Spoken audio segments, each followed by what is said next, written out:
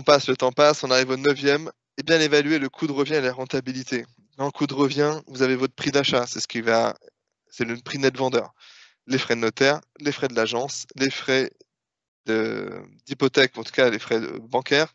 PPD, c'est privilège des prêteurs de deniers, c'est l'alternative à l'hypothèque, c'est le notaire qui vous fera payer ça. C'est les frais pour garantir votre emprunt.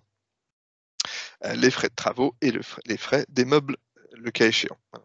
Donc ça, c'est le total du coût de revient. Donc faites bien cette estimation-là. Les travaux, je vais y revenir, ça paraît logique, mais voilà, faites venir des artisans, etc. Mon objectif n'est pas de parler de ça. Ensuite, vous calculez votre rentabilité brute. Donc vous prenez votre loyer annuel, divisé par le coût de revient, fois 100 pour être en pourcentage. Et là, on va avoir du coup un petit pourcentage qui va osciller entre 1 et 20 normalement. Donc 1, on n'est pas bon. 20, on est très bon, peut-être trop bon. Est-ce qu'il y a un problème dans le calcul? À voir. La moyenne va se situer généralement entre 5 et 10. Entre 5 et 10 % de rentabilité. Et encore une fois, en fonction ça peut être bien ou pas bien. Il y a pas de c'est pas de dire: «Oh, vous comparez avec votre ami, il vous dit: "Bah, voilà, moi, j'ai investi à 8, toi, tu es à 4, c'est nul"». Bah, non, c'est pas comme ça que ça fonctionne.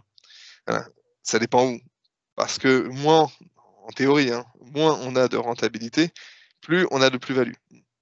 Plus votre appartement prend de la valeur. Voilà.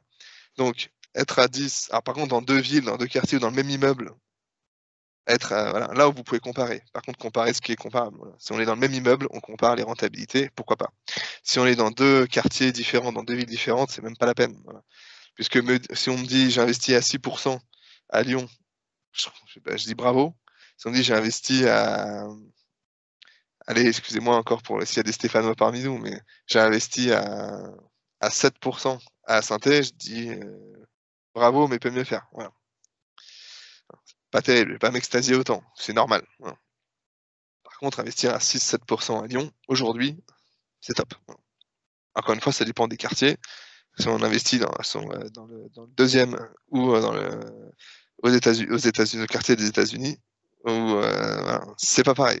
Forcément, on n'est pas sur les mêmes, on est dans la même ville, mais une grande ville avec des quartiers et des prix au mètre carré complètement différents, des rentabilités très différentes.